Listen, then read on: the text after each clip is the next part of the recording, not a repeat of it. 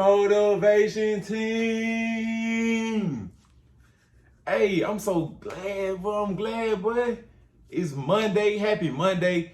If y'all haven't done so already, smile. Tell your family you love them. Tell them good morning. Tell them get up. Get up. It's time to get the day started, man, for real. I want to thank y'all for supporting. Thank y'all for liking. And we not stopping this journey until we are done reading this Bible. We right here. We right here. If we got all these little, we ain't stopping at all. I wanna go all the way till we get to the end. You feel me? But hey, this Sunday I had learned, if you don't see what you want to be in your circle, that ain't the circle you need to be in. If your mind is not, if everybody else's mind not where your mind is, that may not be your circle to be in. You feel me? You should always want to be getting to your purpose.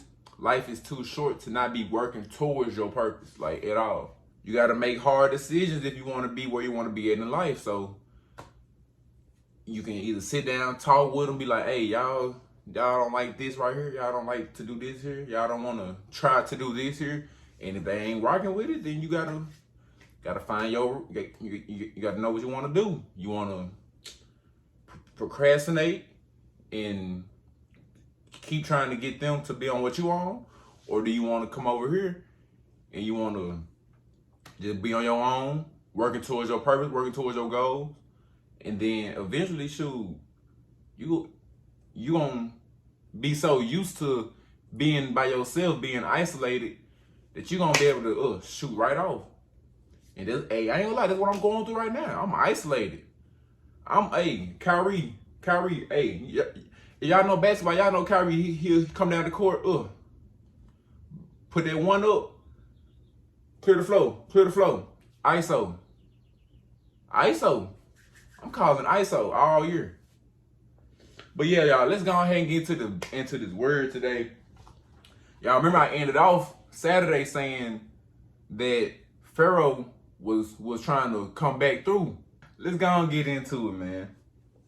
All right, so we starting off today. We are at Exodus 14.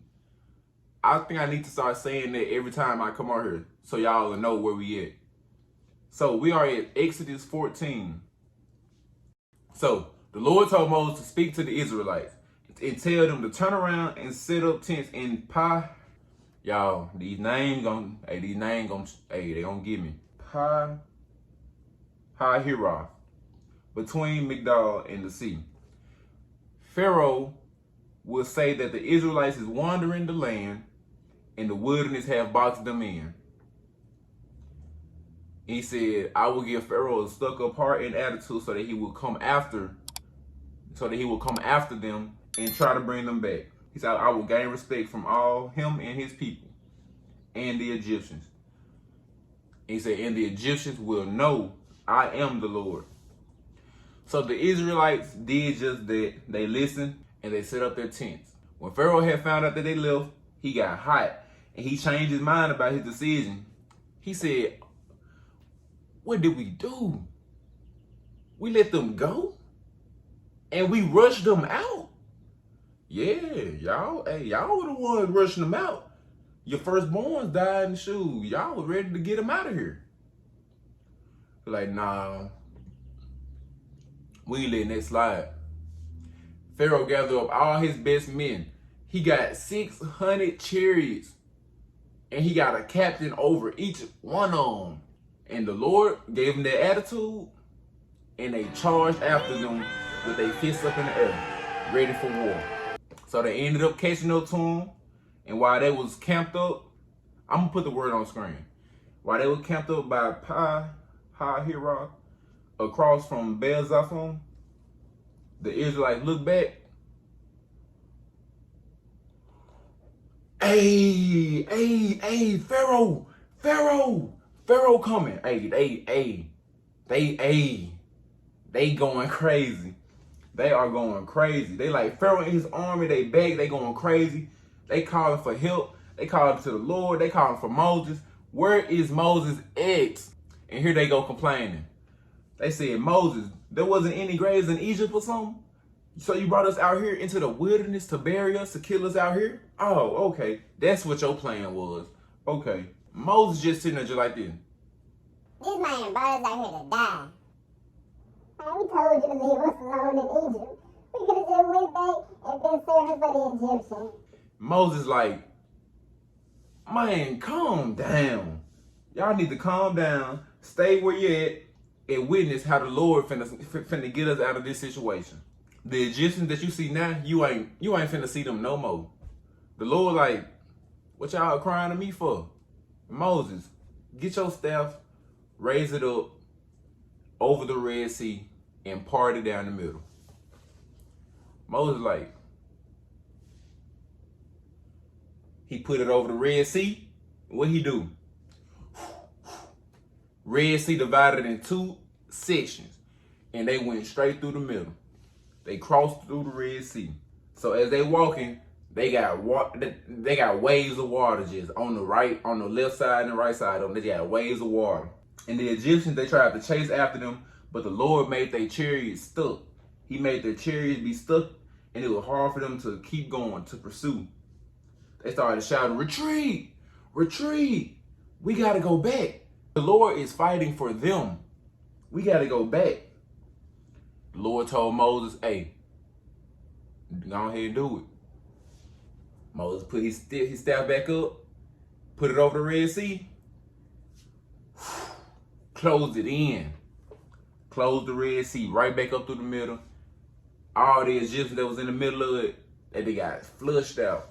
The Lord had saved the Israelites again, and they saw the Egyptians on the other side of the shore dead.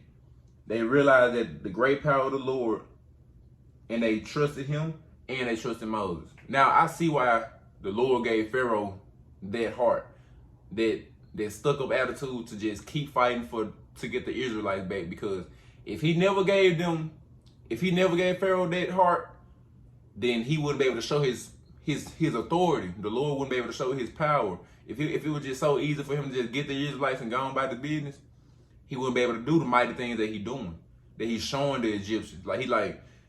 I want the Egyptians, I want everybody to know what I can do and what I did and what I can do. I can do anything. Whatever you think I can't do, watch me do it. And that's what he showed while Pharaoh just kept on fighting and fighting. Moses and the Israelites, they made a song. They made a song to the Lord.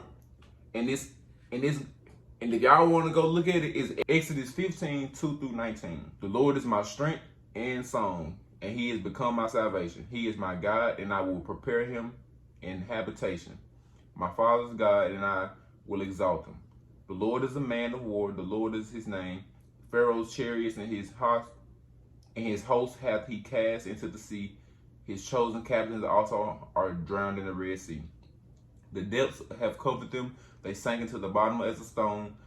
Thy right hand, O Lord, is become glorious in power. Thy right hand, O Lord, hath dashed in pieces the enemy.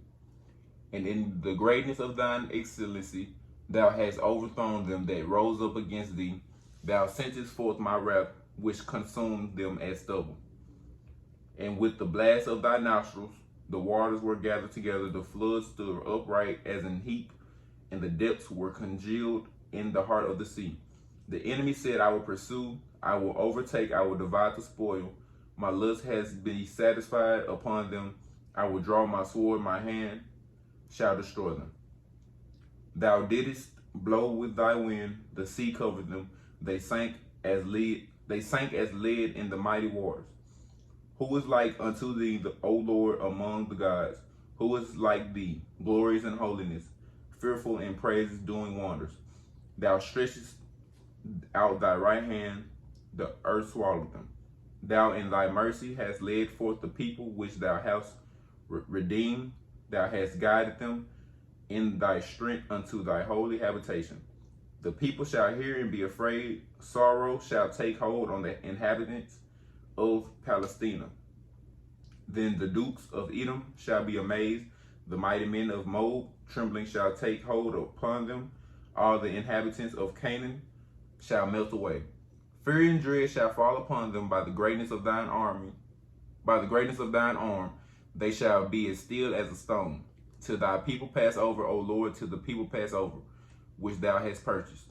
Thou shalt bring them in and plant them in the mountain of thine inheritance, in the place, O Lord, which thou hast made for thee to dwell in, the sanctuary, O Lord, which thy hands have established. The Lord shall reign forever and ever. For the horse Pharaoh went in with his chariots and with his horsemen into the sea, and the Lord brought again the waters of the sea upon them. But the children of Israel went on dry land in the midst of the sea. Y'all, I didn't think I could be able to get through it. I did pretty good right there. Now, of course I didn't sing it, but as y'all see, they had a few rhymes in there. You know what I'm saying? They weren't really just rhyming back then how they be rhyming now. But y'all see what was going on.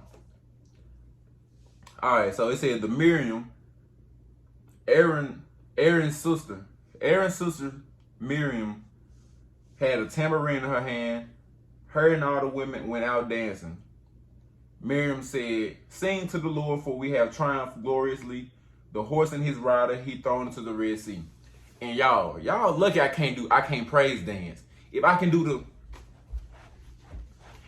little dance everybody be doing, y'all be in trouble. Y'all be in trouble. Cause, bruh, I'ma learn. Matter of fact, I'ma learn how to praise dance. And I'ma come on here and praise dance. Every time it's something strong, every time we feel the Holy Ghost, we just gonna break out to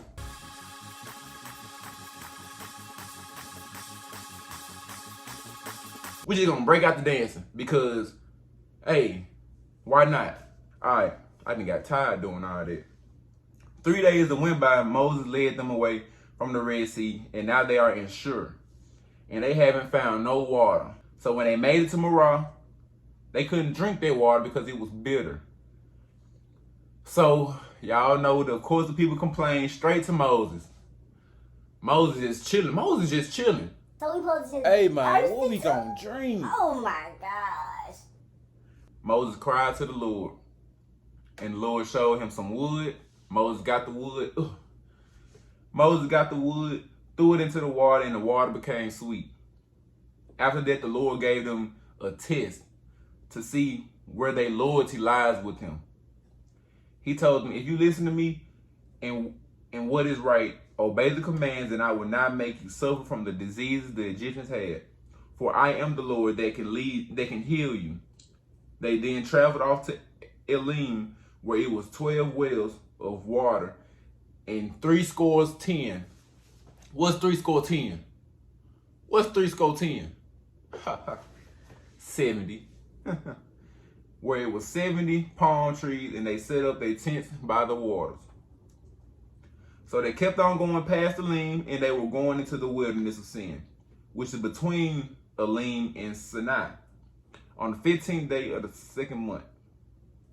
So on the 15th day of the second month, they kept on going past Elim, and they were going into the wilderness of Sin, which it was between Elim and Sinai. And the Israelites had some more stuff to talk to Moses and Aaron about. They said, "Hey man, the Lord, they keep complaining. They like, the Lord should have killed us in Egypt. At least there we could have ate bread until we were full and sat beside the stew pots of meat. But Moses had to bring us in the desert, into the wilderness, and let us starve to death." Moses and Aaron like, "Bro, these folks keep talking. These folks keep complaining. Look, you hear this? You hear this?" Now, I don't think God told them about being grateful just yet. I don't think they was told about any type of grateful yet, because they are so ungrateful. They being ungrateful. They just forgot that the Lord showed Moses to throw wood into the water for them to drink water. They done forgot that the Lord just saved them from that. They done forgot that Moses just parted the Red Sea for them to go through and save them from the Egyptians. What more can you? Oh my goodness. Hey, I couldn't be Moses. I would have went off on somebody. Hey, y'all finna get out of here. I probably would have went off on somebody. So the Lord told Moses, "Just wait. I'm finna make it rain. I'm finna make it rain. Bread, and the people will be able to collect enough for that day. Oh, and it said, and that's going to determine if they will follow my instructions. Now, y'all remember what I said? For that day. For that day. Put on screen. For that day. So, on the 6th day, they shall prepare what they brought in, and it should be twice as much as they usually get daily. So Moses and Aaron, they let the people of Israel know that the Lord hear y'all stomach growl. He heard. He hear y'all stomachs, and he hear y'all complaining to us. So he about to show up, and he about to give y'all some food. As soon as Aaron was about to speak, everybody looked out, and they seen a cloud. They seen the cloud that was leading them. They seen that cloud up in the air. The Lord told Moses to tell them, at evening, you will eat meat, and by the morning, you will be filled with bread. Then you will know that I am the Lord your God. Time had passed, quail had covered up the camp, and by the morning, dew was all over the ground. Like it was mildew, covered up the ground. Once the dew cleared, they seen something. It was like frosty. It was like ice type stuff. Moses explained to them, this was what the Lord told you to do. All of you are to collect as much bread that is needed, take an omer for everybody that is in your tent. Omer, it means a dry measurement. Take a measurement. So make sure you get enough for everybody that's in your tent. Whoever coming out getting this food, make sure it's enough for you and the people in your tent. The people that came out and got more, they still had none left. And the people that didn't get as much, they ended up getting just enough for them. If that makes sense. If it don't make sense, y'all let me know. So, Moses told them not to leave nothing until tomorrow. Do not leave it until tomorrow. Do not leave it until tomorrow. Remember what he said in the beginning. You are to eat it today. And not to, y'all remember when I said to remember? Be able to collect enough for that day. Moses told them not to leave nothing until tomorrow. Do not leave nothing until the morning. But of course they didn't listen. They didn't listen, and they left some over for the morning. And it was full of maggots. It was full of maggots, and it stunk. It was stanky. It was just stanky, y'all. Like, he told them, don't leave nothing for the morning. They did it anyway, and now they got maggots. So the 6th day came around. They had collected twice as much of the food, and the rulers over the Israelites, they came and told Moses what they did. Moses explained them the Lord's instructions. He said, tomorrow we got to rest. Tomorrow we got to rest for the Holy Sabbath to honor the Lord. So bake what you want, boil what you want. Then put it aside. What's left is for the morning. And that's what they did. They did that, and there were no maggots, didn't smell bad. And Moses had told them to eat and honor the Lord. They was told for 6 days you could go collecting, but on that 7th day, that's the day that we honor the Lord. That you weren't going to find anything, but of course they still went and they found nothing. The Israelites called the food manna because they didn't know what it was. They said it was like a coriander seed, and it tasted like wafers made with honey. Now, this sound good. You feel me? This sound good. Moses told them that the Lord said to keep an omer of manna. Remember I said it's a measurement. He told them to keep some manna for the future generations so that they can see the bread that I fed you in the wilderness when I got you from the land of Egypt. And y'all, unless y'all seen it before, I haven't seen any. So I don't think that they kept any. I think that they ate it all. I think they ate it all. I ain't gonna lie. I'm gonna find some. So Moses told Aaron to get a pot and fill it up with manna and keep it for the generations as a reminder. Aaron laid it in front of the testimony to be kept, and the Israelites, they went on and eat it for 40 years. They ate that manna for 40 years until they settled down and arrived at Canaan. And that's it for today. If y'all enjoyed it, let me know. Like, comment, subscribe. Let me know what y'all thought, man. Do y'all think the Israelites was being ungrateful? Y'all think they were being ungrateful, or do y'all think they were just hungry? They was thirsty.